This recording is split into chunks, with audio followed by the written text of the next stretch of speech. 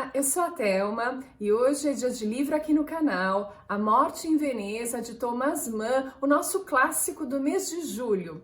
Sim, é do mês de julho, nós já estamos em agosto, eu me atrasei um pouquinho para fazer esse vídeo, mas eu garanto que eu tive ótimos motivos para atrasar e um deles foi que eu terminei de ler ontem, então fica para agosto o nosso A Morte em Veneza. Bom, a ideia aqui é fazer uma sinopse rápida para vocês da trama, que é muito simples, e evitar de usar os comentários que eu vi em outros vídeos, porque vocês já têm os outros vídeos e não precisam desses comentários relativos aos aspectos autobiográficos que vocês encontram na obra, assim como a pegada filosófica do Nietzsche, que ele gosta de explorar bastante. Mas vocês encontram vídeos ótimos já prontos sobre isso, então eu vou tentar levantar outros aspectos. E a ideia é me basear no título da obra, A Morte em Veneza, e explicar para vocês o que eu entendi.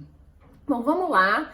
Antes de dar sequência, eu acho que eu preciso fazer um alerta para aqueles que ainda não leram A Morte em Veneza. Primeira coisa, não se intimidem com o tamanho dos parágrafos e as frases intermináveis, porque você está lá no meio delas e você esquece do que se trata o livro, do que se trata aquele parágrafo normal. O que eu estou fazendo aqui é uma pergunta que surge no meio desses parágrafos rebuscados, que é isso que o autor vai fazer, e a gente estranha um bocado no começo, mas a gente se acostuma e vai perceber que tem uma pegada de humor nesses parágrafos, nesse rebuscamento. Então não desistam e continuem. Eu li em voz alta para tentar me concentrar mais e não esquecer do que eu estava lendo no meio do parágrafo, e funcionou. E depois fica meio automático. Eu acho que ele também, com o andamento do livro, da história, ele ameniza esse aspecto e você vai começar a ver em outras situações e te distrai, enfim, você se acostuma e dá tudo certo. Bom, vamos lá para nossa sinopse.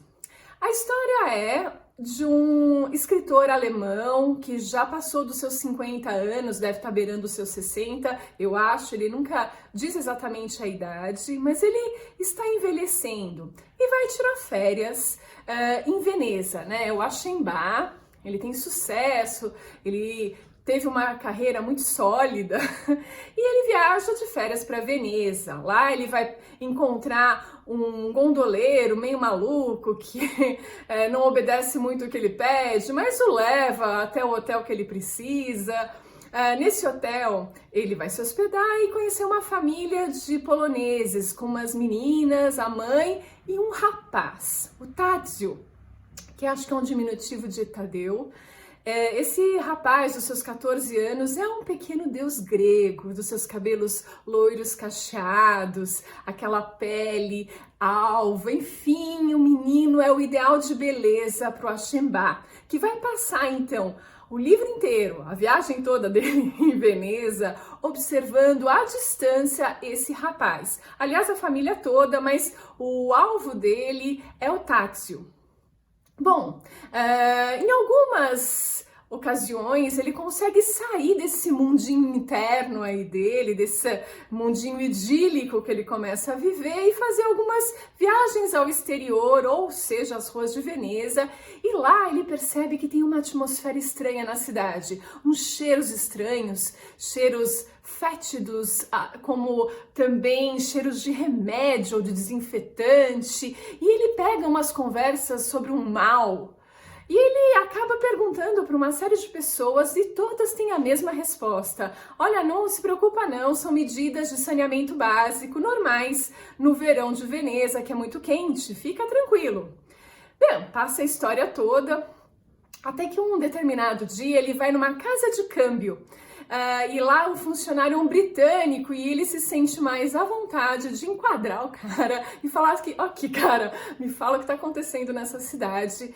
E o cara até dá uma mentidinha no começo, ou melhor, diz qual é a resposta padrão, mas em seguida ele fala, olha, as autoridades nos orientaram a falar isso e a população toda acabou acatando de uma forma bem irresponsável, mas o lance é que a gente está no meio de uma epidemia de cólera.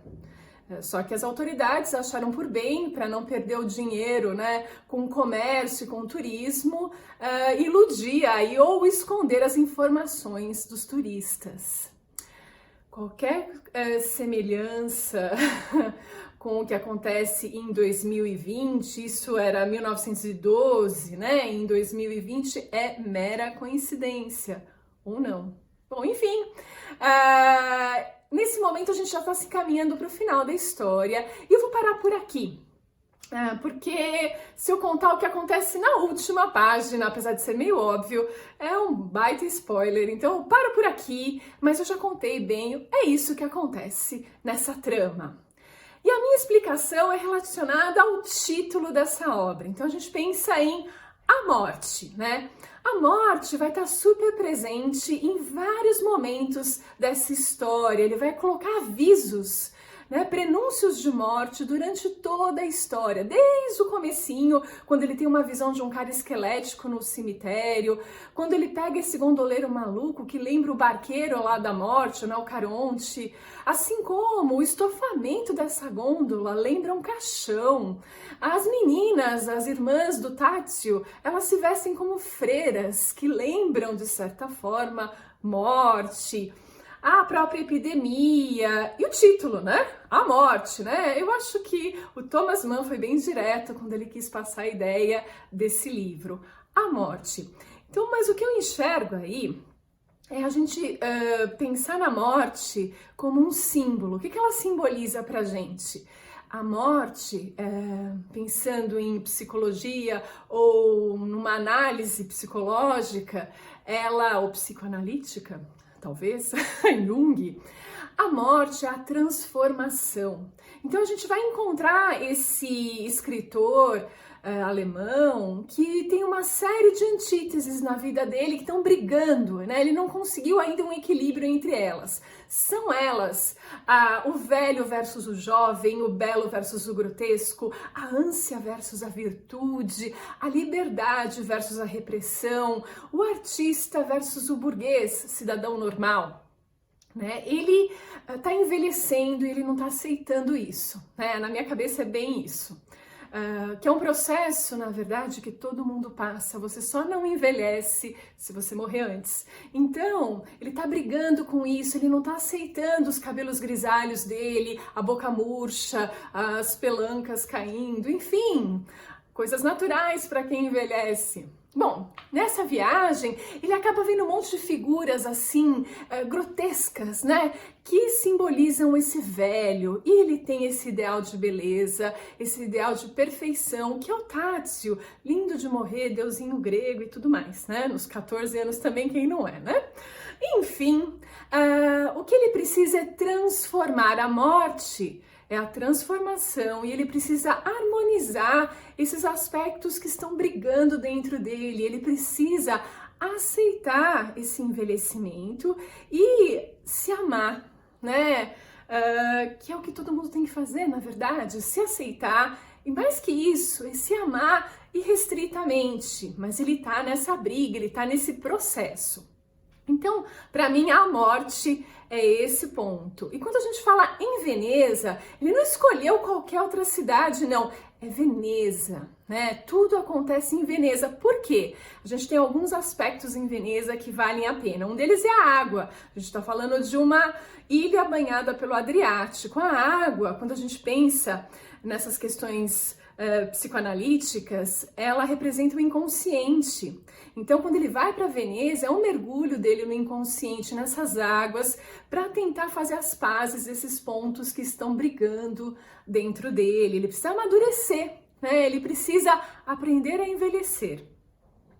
Então, a água tem esse simbolismo, assim como estar numa ilha, né? Veneza é uma ilha e uma isola, né, como diriam os italianos, um lugar que te isola, ele tá isolado, ele tá sozinho nisso, com o seu interior. Essa viagem para Veneza é também uma viagem individual para o seu próprio interior, para resolver essas questões. E Veneza, se vocês lembrarem bem, é famosa pelo carnaval e pelas máscaras venezianas. Então, mais uma vez, Jung vai nos explicar aí a relação da máscara e da persona, da personalidade. Ele provavelmente vestiu várias máscaras, como todos nós, né? Pra gente viver, pra gente ir na escola, pra gente ir no trabalho, na padaria, pra ficar em casa no sofá, enfim. A gente tem várias máscaras e quando você vai para Veneza, você tem a oportunidade de tirá-las ou de colocá-las, né? Você tem esse simbolismo aí implícito. Então, vou contar uma coisinha que aconteceu comigo em Veneza. Gente, eu fui quando eu era jovem, fui pra Veneza. Primeira vez, foi a minha primeira viagem pra Europa, eu fui com uma tia, uma excursão, sabe? Que você vai parando, você fica tipo 30 minutos em cada lugar, olha isso aí, isso aqui é Veneza, tchau, aí você vai embora, tipo isso. Foi mais ou menos isso, eu cheguei em Veneza à noite, eu ia jantar, ia passear de gôndola e na manhã seguinte a gente já partiria pra Roma. Nossa, o lugar, gente, é difícil eu descrever, é mágico. Veneza tem alguma coisa que vai além das palavras, além da beleza estética, além do que eu posso explicar para vocês. Mas o que eu me senti ali, o que eu senti, foi que eu podia viver o personagem que eu quisesse, porque era um grande cenário. Veneza, né? Aqueles palácios que se abrem para o Adriático, as pessoas que se locomovem por barcos, aquela arquitetura linda, aquele clima, né? Aquela brisa que vem do mar. Para mim, eu podia viver o personagem que eu quisesse, eu podia usar a máscara que eu quisesse. A minha tia, ela até passou mal. Não foi só uma coisa que eu senti, pode ser que seja meio loucura da minha parte, mas a minha tia não quis sair do hotel, ficou meio deslocada no tempo, sei lá o que deu na minha tia. Mas eu, que não tinha conversado com ninguém da excursão, e já era tipo o 10º dia da excursão, eu acabei me apresentando para as pessoas só para poder passear com elas em Veneza. Na verdade, eu tirei as minhas máscaras, as minhas máscaras de receio, de timidez, de medo, sei lá do que, porque eu não falava com as pessoas. Mas eu tirei essas máscaras e foi Veneza que possibilitou isso. E foi um passeio incrível, a gente passeou de gôndola, falei italiano com o gondoleiro me paquerou, levei uma cantada do gondoleiro. Foi assim, uma noite inesquecível, assim, eu não conseguia dormir, né, a hora que eu cheguei no hotel, o quarto era incrível, eu fiquei a noite toda, o resto dela a gente deve ter ficado até umas 2 da manhã passeando juntos ali, pelas ruas, pela Piazza de San Marco e tal. Eu não consegui dormir nada, eu só admirei a beleza daquele quarto, a beleza daquele lugar. E Veneza tem esse poder mágico. E eu acho que, além de tudo que eu falei, foi por isso que o Thomas Mann escolheu isso, para a transformação do herói dele, né? Então o que acontece é que ele vai, durante essa história, conseguir conciliar essas antíteses, né? Num determinado momento, um barbeiro do hotel, já quase no final da história, propõe para ele, porque ele se acha horroroso, ele se acha acabado, né? Comparado ainda mais ao Tadzio, que é o ideal dele, enfim. O barbeiro fala, não, eu posso dar um jeitinho aqui nesse cabelo, então ele tinge o cabelo dele de preto e faz uma leve maquiagem que permite que ele fique mais rejuvenescido, mais viçoso. E ele, num determinado momento, ali nas ruas, seguindo o rapaz, porque ele fica nessas de observar o cara de longe, ele vai jogar ao ar, assim, um eu te amo, que de fato é um eu te amo para ele mesmo. Ele fez as pazes, ele conseguiu aí harmonizar essas antíteses. Já tá bem no finzinho do livro, então a transformação, ela ocorre. Então é isso que eu enxerguei em A Morte em Veneza. Então eu recomendo que vocês se interessarem por esse tema, vejam esses outros vídeos que vão ter aí inúmeros aspectos, mas a minha visão ela é mais psicoanalítica, desses simbolismos que ele já colocou no título. É a transformação nessa cidade que permite que você tire suas máscaras, ou as coloque, como você quiser. Enfim, eu adorei, foi meio difícil passar por essas primeiras páginas, mas eu consegui, valeu a pena e eu recomendo que vocês façam o mesmo. Então é isso, aqui ficamos com o vídeo clássico do mês de julho em agosto e a gente se vê no próximo vídeo.